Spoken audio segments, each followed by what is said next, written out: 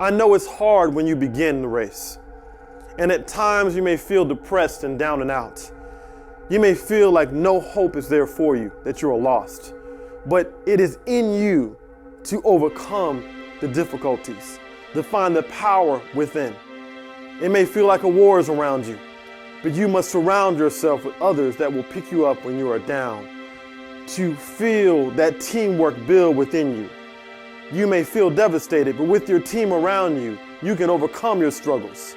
You can find your horizon as you go towards your goals. You have made the first step, and your disabilities are now your strengths. Push past them. Find the leader within you. Look within you to find the race. Push past the pain. Discover who you are today. The journey may be hard, but you will discover the victor in you, the dream in you. Ladies and gentlemen, welcome to Real Talk. I'm excited because today we're going to talk about you living a solution-focused life. I know some of you may think that you're already living that, but the research and my experience as a life coach and as a counselor says the opposite. Most people work from what we call a problem-focused life or scenario. And the problem with looking for problems is that you find what you're looking for. Now I want you to take a moment and I want you to think about what you want to achieve in your life. And not just for tomorrow, but I want you to think what you want in the next 30 days, in the next year, even in the next 5 years from now.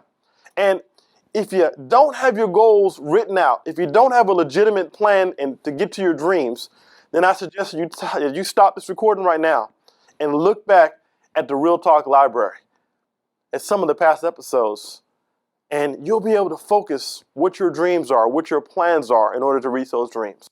Now, it is time for you to reshape your life from this moment on. Now, I like this because this is when the good stuff is going to happen. I'm going to be honest with you though, it's going to take some hard work. And if you're driving right now, or you're in a place where you can't take out a notebook or a sheet of paper, then I want you to pull out your mental notebook and start taking notes.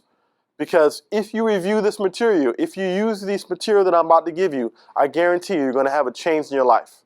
Now here we go. I want you to take out a piece of paper. I want you to draw a curving line on it. And the curving line should take up the entire page. This is going to be your timeline. I want you to write down all of the significant events in your life. Start from the day that you were born. And write down some of those really big events. For example, for me, it may be that when my child was born, or the first day that I joined the Army. It may be on the negative side for you, the first time that you went to an AA meeting, the first time you went from alcohol to a hard drug, your first divorce, your second divorce. These should be very significant events in your life. These events in your life you're going to write down are things that if you were able to go back in time, that your life may have taken a different path. Now, I want you to look at this sheet and write down at least 6 events. 3 of these events should be bad ones, and the other 3 should be things that you're very proud of. Once you have completed this task, I want you to put that piece of paper down. Take a moment and pause this video and come back. And if you don't have a piece of paper, then pull out your mental notebook and start writing down what your events are. And then come back to me. Now, in order for you to live a solution-focused life, it means that you have to look at the world differently. I know some of you may think you're already looking at the world in a positive manner, but the reality of it is we're not. The idea or concept is simple, but the application is just the opposite. And I'm going to be honest with you, it's going to take some work to get there. But I know that you're ready to do the work. How do I know? Because you took the time to look at this video. You took the time to do what you're doing right now. And many people say they want to make changes in their lives, but they don't take the step that you took. That automatically means that you are in the successful minority. Because you have, chosen today to make that work happen for you. You're already in the zone of being successful. Now it's time to take that courage and apply it to your everyday. It is time to turn off procrastination and turn off the self-doubt that all of us face. Now, let's get started. Go ahead and pick up that piece of paper with all of your life events on it. Now get a clean sheet of paper and draw a similar curving line on it. Why am I asking you to do that? I want you to think back in the day, like when I was a kid, that we talk about the Choose Your Own Adventure books. Do any of you remember those books? I used to love those books because I would open up the book and then I could choose my adventure. Depending on what choice I made, the story went this way or that way. Now, how many of you wish that you could turn back time in your life and to change some of those decisions so your life would be in a different way? Guess what? That's what we're going to do today. How many of you right now, if you had a chance to live your life all over again, would choose something different? Your life would look different. I want you to look back at those big events and choose one of them, like the divorce or the first time you took drugs.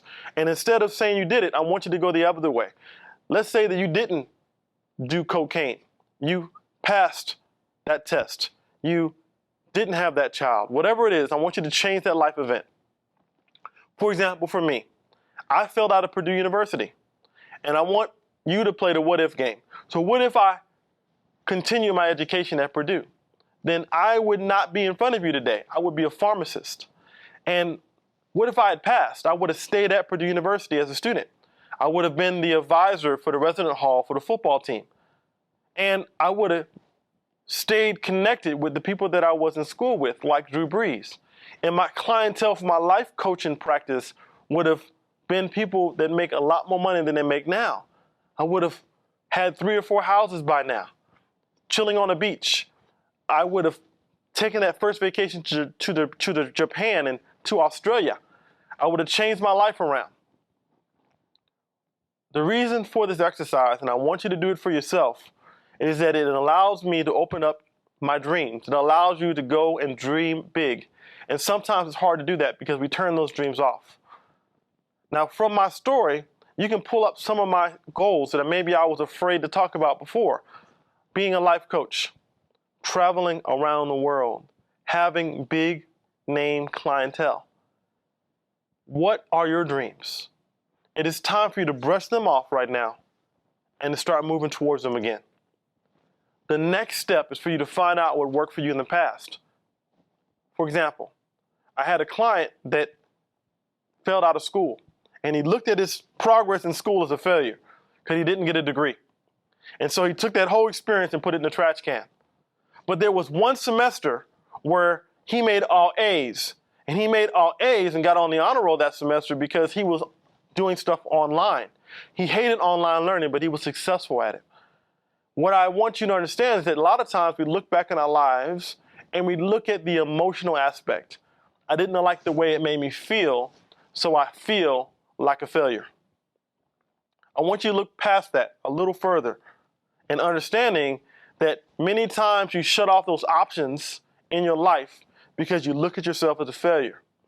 But when we look back in our lives and when you look back at what you've done, pull out those experiences. He may have flunked out of school, but there was a time that he did well for a semester. And so what we did was we pulled that online experience, we reshaped it, and now he's doing hybrid courses and he's almost done with his studies. It's because he had the skills. He had what it took in his past. But you have to take a look at your life a little differently. Think back in your big events and find the ways and the things that you use to overcome those events. Because you have what it takes within you to overcome the things that may be roadblocks in your life today. What might be different if you just took one step at a time? I grew up in a place called Goose Creek, South Carolina. Yeah, Goose Creek. And in Goose Creek, South Carolina, it's near Charleston, we have had our share of hurricanes. Like my mother survived Hurricane Hugo. She's even got a t-shirt that says, I survived. I survived because I wasn't there that day. But here's a fact for you. Did you know that termites cause a lot more damage than hurricanes? Termites take little teeny bites. One bite here, another bite, another bite, and a bite, and a bite, and a bite. And before long, they devoured a whole house. You are the expert.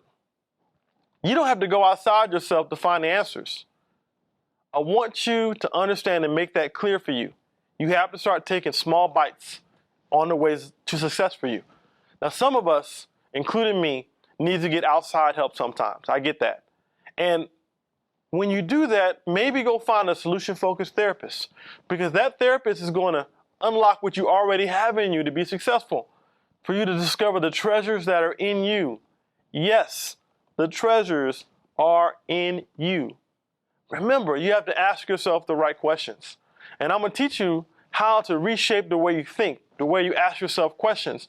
I'm also going to show you how you can change your way of doing things as a parent, as an owner of a business, or as a supervisor. For example, you may say, I'm always late, and I get this all the time. I'm always late. And the way you change that statement around, instead of saying I'm always late, you can say, I will be arriving on school on time. Because usually, most of the time, we say, I'm going to stop being late. And when you say that, you focus on the late, and you can't get over it.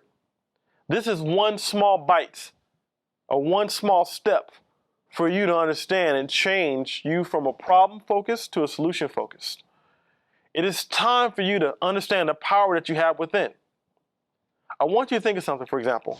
If you have a child in school that's having problems, like talking back to their teachers, there are ways you can help them. Here you go, parents. You ready? Now, let's say you have a kid that's talking back to his teachers. He's yelling and cursing at his teachers. And a lot of times as educators and as principals and as parents, we ask the wrong questions. The principal may ask the kid or the parent, how many times has the student talked back? Or what exactly did the kid say? But that's not the real question. The real question should be, when was the last time that a student did well in your class? We should ask the student, when was the last time you felt you had a good connection with your teacher? We work in that relationship. What's the difference? Well, this is a hard concept for us to understand because most of us want to know the problem so that we can solve it. Now, this is a very big issue because in that mindset, we think that talking back to the teacher is a problem, but it's really not the problem. And even if it is, we're focusing on something that's not going to allow the student to communicate with us and to establish that relationship with the person, for us to find out the solution. So instead of focusing on the problem, which we think may be talking back or cursing, we focus on the solution. We focus on the things that the student has done well in the past. And when the problem is simple and rooted in medical practice, for example, the old model of solution and problem is easy when it's a mathematical equation. But when we start throwing in feelings and emotions and people in the mix, then the solution and the problem is not easy. And those solutions and problem scenarios don't work that way.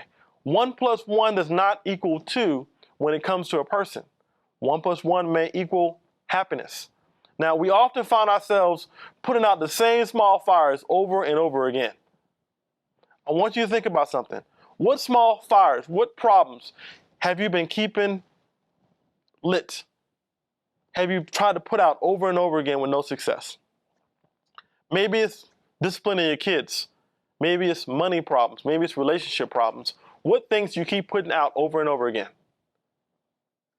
Would it be easier to find the sprinkler system, to push the button, to always cut it off, instead of always cutting it off over and over again and putting out that fire? I want you to think of something. A firefighter does not go to the scene and just put the flames out. They have a system, a proven system of putting out fires. And they know what fires can't be extinguished from what things. They don't use water to use for electrical fire, for example. So it's time for you to understand that you have the solutions in your life to overcome your problems. I want you to think, if you're an owner or a manager at work and the employees don't feel safe, and this is a real example that I've used before, because they really feel like they're in a hostile work environment, there are questions that you need to ask your staff in a group setting.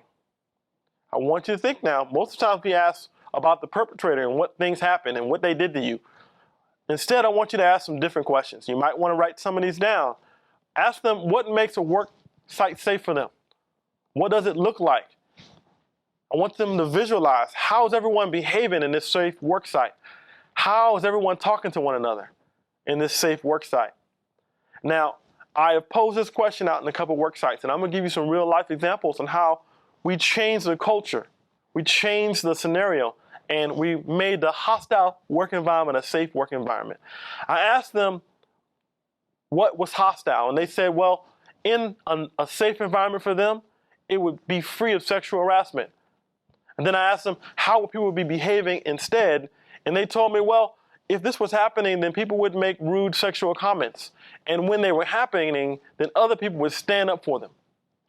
And then I asked, when does this happen? And who's doing it when they visualize it?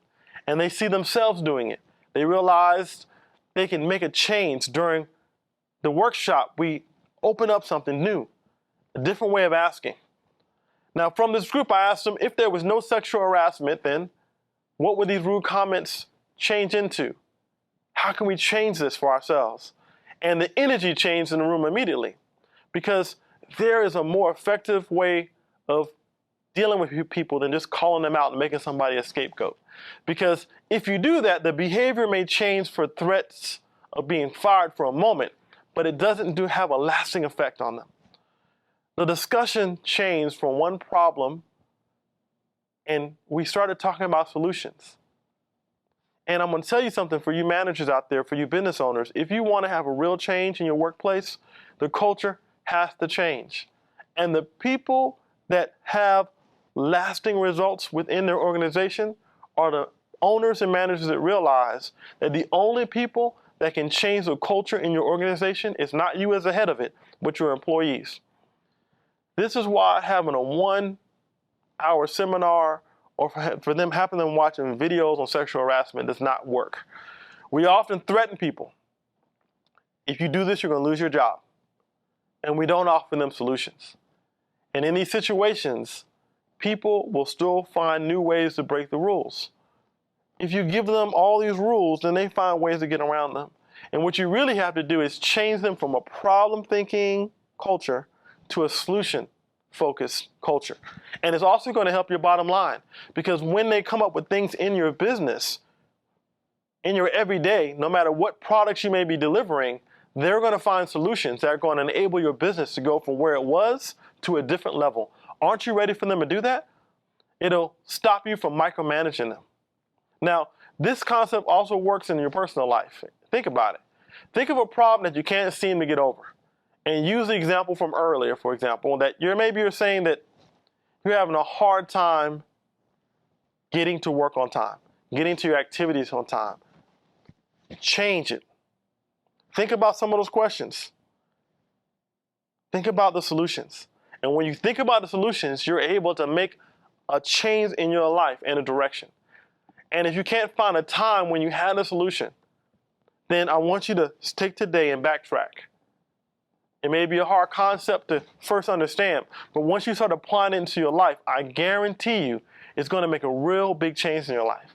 And in a way, you're becoming an investigator. Think about it.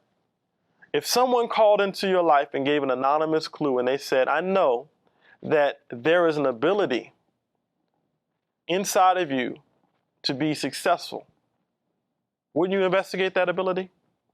It is time for you to start looking for those clues in your life, for you to start understanding that you have the ability to find the solutions in your life and stop thinking about the problems. What I'm talking to you about is an evidence-based approach. A lot of research on this, I'm telling you. And I want you to really think about it. As you start writing stuff down, you're going to realize that when you look at your life, you honestly look at things from a problem-based and not a solution-based scenario. You can be successful. And it's time for you to do that right now. It's time for you to have a living, breathing, solution-focused scenario that places a voice in your life. And it's going to quiet that negative mental internal voice you have. Now, I'm talking to the managers, I'm talking to the business owners, and to the parents and teachers. Real change will not happen if you tell your staff what to do. It's only going to happen when you create problem solvers. And a step further in that, not just people that solve problems, but people that create solutions. This is what you want. You want people in your organizations that create solutions and don't focus on their problems. Think about it, for example. Think about it for a moment. You have to develop these skills in your everyday life. For example, when I work with troubled teams that are prone to violence, and I work with them all the time, they always lash out. They lash out. But oftentimes we focus on their negative behavior, but we don't applaud them for their restraint. When I start with them, I first build on the rapport. I build in that conversation with them. And it builds a mutual respect and trust with the other person. And when we talk about things in their lives, I ask them, when was that time that you almost got upset? When was that time you almost lost it? You almost grabbed that person, you almost got in a fight, but you stopped yourself. And we work on those skills. And it builds that mutual trust and respect. But society doesn't do that. We automatically lock them up. We label them as something, as a problem maker, as a problem person, and we focus on their problems. And then we try to help them. And instead of looking at the things that they've already done to be successful in their lives. Everybody's been successful. Let me ask you a question. Why would somebody try to be more successful if you don't believe in them, if you only see them as a problem? If you can't overcome some of the things in your life, it's because you're looking at them as problems and not solutions.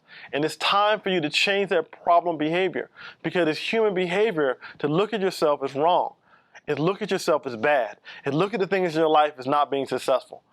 Now, we must ask ourselves what our true intentions are for our lives. Why? Because it's more than emotions. It is the actions that we've taken. Think about the actions, the things that you actually have done.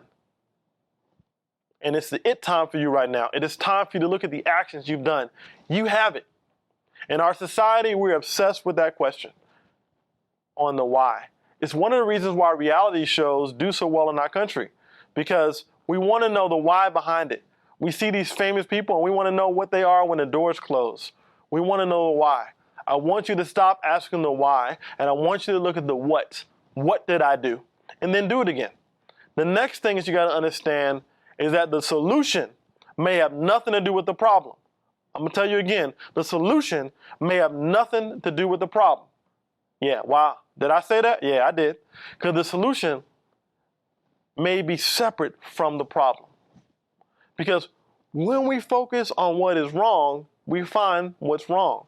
But when we focus what is right, we find what is right. Sounds simple? I dare you to try it. I'm going to tell you something. As a combat medic, war tested, one of the first problems that I have with brand new medics is that they focus on the wrong things. I'll give you an example. I had a young man who, when he went out to war, he saw somebody on the ground and the guy was shot in his leg. And so he took all this time taking the bandage out and fixing the bleeding leg. He fixed the bleeding leg. He fixed the bleeding leg. And the guy almost died because he didn't realize that the guy actually had been shot in the chest as well and he couldn't breathe. Now, he discovered it in time, but he focused on the wrong thing. He didn't focus on the solution. Now, as a medic, we learn to find solutions for the problems. When gunfire is going, when the things are blowing up in our lives, we take a moment in combat and we find solutions. We don't focus on the bullets. We don't focus on the blood. We automatically focus on what the next solution is. And this is the reason why in the midst of the storm, we're able to be calm. In your life, are there bullets flying? Are things exploding? If you focus on the solution, just like a medic in the middle of Iraq, if you focus on the solution, you'll be able to pull your buddy, pull yourself out, pull your wife out, pull your children out, pull your workers out, pull your co-workers out of a bad situation before the Humvee explodes, and you're able to give them medical care they need. You can do it. But first, you have to close your eyes. Pause for a minute and take a look at what you've been doing in your life. You can do it. But your emotions cannot dictate your actions. I'm going to tell you again, your emotions can't dictate your actions. The use of your language toward a difficult situation is very important. It's how we phrase things really shows us how we're going to use them in the next endeavor. Think about it. The way you say it is the way you generate your understanding towards it. Think about any argument that you've ever had or experienced before. Is it possible for somebody to say something, but say it in a sarcastic way? Like if your kid wants to clean their room, for example, Or they tell you that. They'll say something like, yeah, I want to clean my room. You ever been in an argument with your loved one? They go, yeah, I love you. It is the way we speak it that changes. So it's not just what we say, but it's how we say it. When you start looking for solutions in your life, you need to say it with confidence. Believe that you already have it, that you already have attained it, and I guarantee you it's going to make you change it. We have to take those invisible internal conversations in our head and make them visible. And don't act like you never talked to yourself before. Driving over here to the studio, I was in my car and somebody cut me off. And there was things that I said in my head, not really bad things, because I've gotten over my little road rage I had when I was a kid. But I talked to myself. We all talk to ourselves. You must realize you talk to yourself. And you must also realize that most of that talk in your head is problem focused and not solution focused. When I ask people certain things about how they talk to themselves, at first they tell me they don't do it. And then when we start taking that invisible voice and making it visible, they realize it's focused on problems. And when I ask them, can they fix it? They go, that's just who I am. When I ask somebody why they're late, they go, well, I'm just a late person. Change that. Now, if you want, for example, to stop eating because you're overweight, stop calling yourself fat. What's the reason? Because I want you to change the problem into a solution. And if we follow a solution-focused path, then we understand that the why question is the wrong question, right? We would ask, when was the last time you stuck to your diet? When was the last time you lost weight? Even for a moment. We would narrow down the things that you did in that moment that you were losing weight. Maybe it was a significant loved one you had in your life. And once you find what works, you repeat it. But we don't focus on that, do we? If you're trying to lose weight, you look at all your diets as failed times. I want you to look back at the times that you were successful in losing weight, when you lost a pound or 5 pounds. Write a journal. Find out the details that made you successful and then repeat it. And no matter what struggles you've been going through, no matter what things you're trying to overcome right now, realize you have the strength in you to improve the quality of your life. You do. And when you focus on your strengths, then you can stop blaming yourself or others for where you are. Stop blaming yourself for where you are right now. You can give yourself responsibility, but not blame. And then the shame goes away. Now I'm going to give you something that will unlock the spark and desire you have to ignite the passion in your life. And it's going to burn away all your self-doubt and your fear. Why? Because it needs to calm that inner negative self-voice you have, and it's going to give you the power to overcome the things that have been hitting you and holding you back day after day. And anxiety is a byproduct of some of the things that's going on in your life because of that problem thinking. One of the main reasons that people seek professional help is because they have anxiety in their life. And I want you to start thinking about what makes you stressed. Does it have anything to do with your expectations in your life?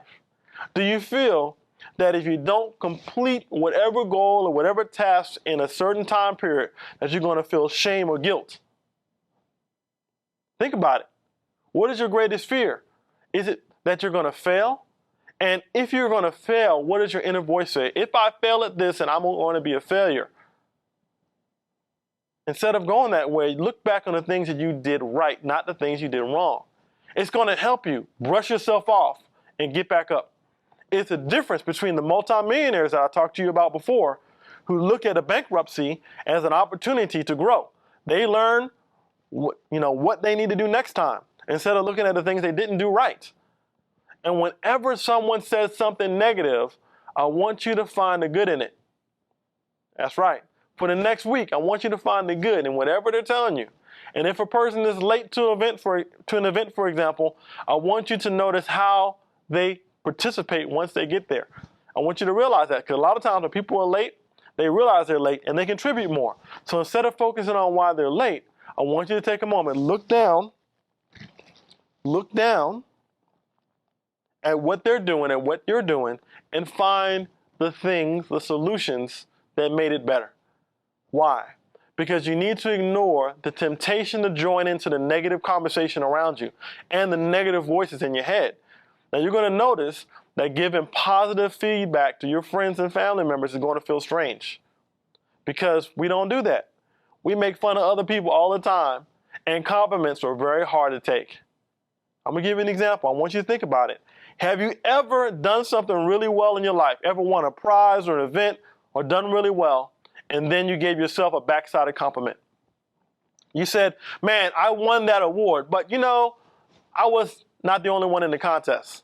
Yeah, I won that beauty pageant, but I'm not as pretty as all that. Oftentimes, we undercut some of the things we've done, and I want you to stop doing that today. I want you to own the things you've done. If you've done something that's successful, then say it. I am successful. I won this beauty pageant because I deserved it. I got that promotion because I deserved it. And stop it. Do not undercut something you've said, because it may be difficult for you to understand, but you have to push past that obsession in your life in order for you to make others feel good. Now, I will tell you, I want you to be humble. But being humble and taking away from who you are as a person are two different things. You can be successful, but you have to stop looking at your life as a problem and start looking at your life as a solution. You can do it. I'm going to give you another example. When I was in Iraq, they took away all of our tanks and our vehicles with up armor, and we had to roll back into the same streets that we were getting shot at in Humvees with no fortification. Now, as soldiers, we could have just complained about it. We could have just talked about how we felt like we were exposed. But instead, we got blowtorches and metal, and we started fortifying our Humvees. We found a solution. And we were confident when we rolled into battle. And in that confidence, we ended up losing less people with those Humvees than we did with the tanks because we found solutions. We were confident in our solutions and we rolled with it. And when things started to bombard us, when things started to explode, we were prepared. The next thing I want you to do is understand that you must be prepared. And how do you get prepared in your life? How do you start doing that? You need a mastermind group. A mastermind group are individuals in your life that want you to be successful. But more than that, they are people that are doing better than you're doing. They also have the resources in order for you to be successful. If you don't know what a mastermind principle looks like or group looks like, I challenge you to look up Henry Ford or many of the multi-million-dollar millionaires in our country and the entrepreneurs. Almost all of them have groups of masterminds around them. Who do you have in your circle? Are you ready right now to find solutions instead of problems? Two big things. One is anxiety, and also for those that are trying to lose weight. It may seem like two different things, but I'm going to tell you something that's going to help both of you. I'm going to help the person that's having anxiety lose their anxiety, and I'm going to help the person that's trying to lose weight. Are you ready? Okay, here we go. If you're anxious, I want you to think about the times when you're not anxious. Think about the times in your life where you were calm.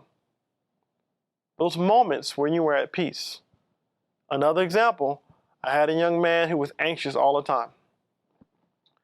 No matter where he went, he was anxious. And he would look at me, he said, you know, Rod, I'm always anxious. I'm never calm. Anytime someone says always or never, it gives a therapist a red flag. Why? Because we realize that we're not perfect. And only a perfect machine can do something always. As people, there's never a time where you can always do always or never, never. There's always an exception to the rule. Find your exception. And so what I did was I found the exception. So you say that you're always anxious. He goes, yeah, I'm always anxious. Okay, great. Were you anxious when you were sleeping last night? He goes, no. Were you anxious right before you went to bed? No. And then we started backtracking. So if you're anxious right now, I want you to backtrack your day and find a time when you were not anxious. For him, it was right before he went to bed. Right before he laid down, he was so calm. And then we found out the reason he was calm because he knew that there was nothing going to happen to him because he was going to fall asleep.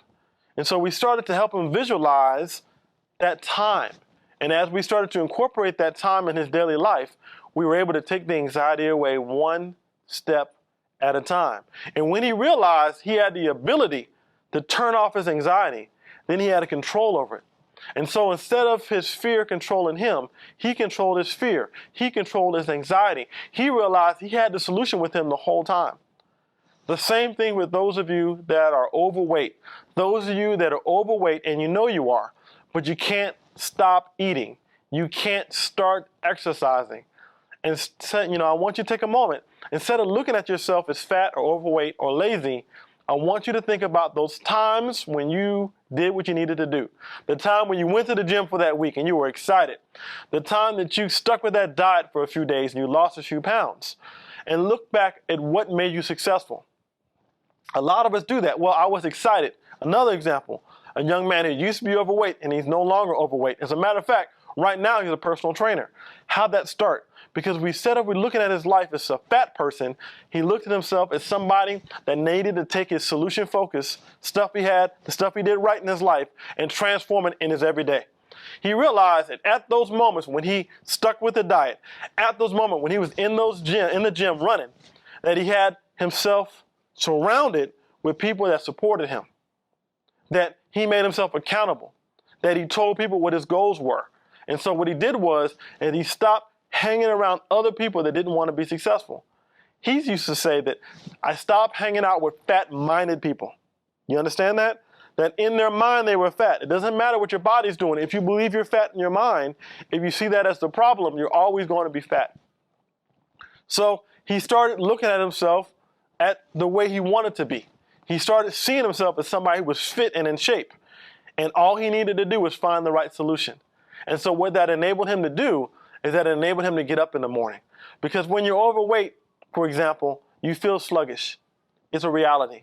You don't feel attractive. It's a reality. Things are harder for you. It is harder for you to get up in the morning, to walk the stairs. It is harder for you to find things that fit you. But every moment, just like the termites, every moment, every step you take towards your goal is one bite out of what thing that you want to achieve. And for him, it was losing weight. He took one bite, and then another bite, and then another bite, and now the man is a personal trainer. You would never know now that this man was overweight then. But he had to change the fat mentality in his mind before it could translate into something in his life. And you have to be transparent. And I'm talking to you parents out there. When you're talking to your kids and they're having a problem, they're smoking drugs or they're drinking too much, I want you to, for a moment, be a little transparent. Tell them how you're proud of them, of the things they've done right. We focus so often on the things they've done wrong. I can't believe that you snuck out last night. I can't believe you're doing drugs. I can't believe you did A, B, and C. And when you attack a person that way, the first thing that happens is they get defensive. And I'm going to tell you, ladies and gentlemen, when you attack yourself that way on all the negative things you have done, then you become defensive with yourself. On the other hand, if you had a teen that snuck out last night, I'm not telling you to ignore the behavior, but instead of focusing on the negative, they know they snuck out. And guess what? They know that you know. When you come in their room, I challenge you to do something a little different. Sit down with them. Pull out the book. You know what book I'm talking about. The embarrassing book you bring out when their dates come over, when they were children. Pull out their achievements. And don't do it like, I wish you were this person again, because that person has not changed. That person is in front of you no matter how much trouble they're in. Pull out the book for a moment and go, man, Johnny, I remember this day. I love when you apply yourself. I love these things you do. You know what? I didn't believe in myself that day, but you, son, show me the way. Applaud them for who they are, not who they were. Thank them. And then look at them in the eyes and go, man, how did you stop drinking that time? You know, I remember last year, you went 6 months and you were sober. What was different? What did you do? Well, Dad, you know, I was going to AA and I had a really good friend, but I don't talk to him anymore. Why not? Because he made me feel guilty. We should invite him over for dinner so we can pass that relationship up. Find out what you're doing right. Here's just something else that's going to sound a little alien to you. If something is working, keep doing it. If something is working, keep doing it, even if it sounds crazy to other people. We focus too much of our time fixing things that are not broken and not enough time finding a solution for the problems in our life. And I'm talking to our business owners out there.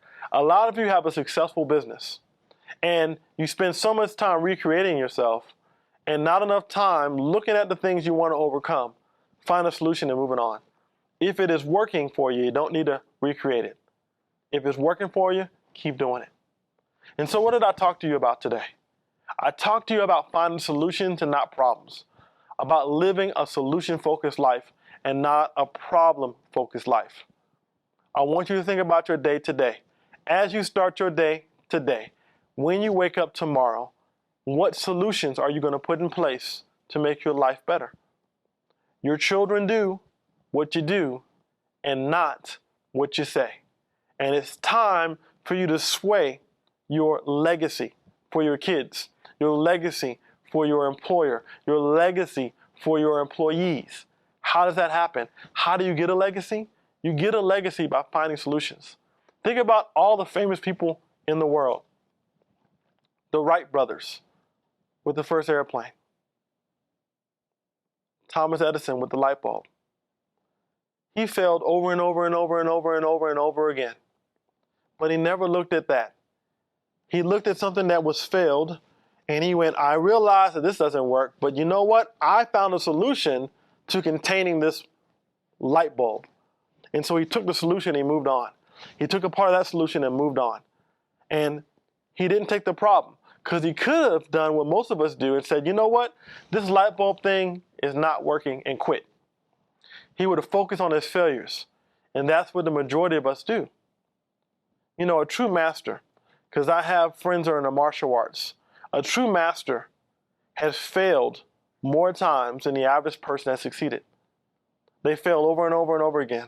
And that's how they become a master of their arts. They hit the target only because they've missed the target 1,000 times. If you're ready to hit the target, you have to be prepared to fail at it. And when you fail at it, look at the solution.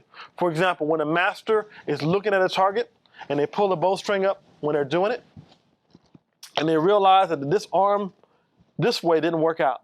But then when they put their head up, it worked. So next time they put their head up. And the next time they realize it was their eyes. And then by the time the 1,000th time ends, they have the perfect stance, the perfect body position, the perfect breathing technique, the perfect eye contact. And at the end, they have the perfect shot.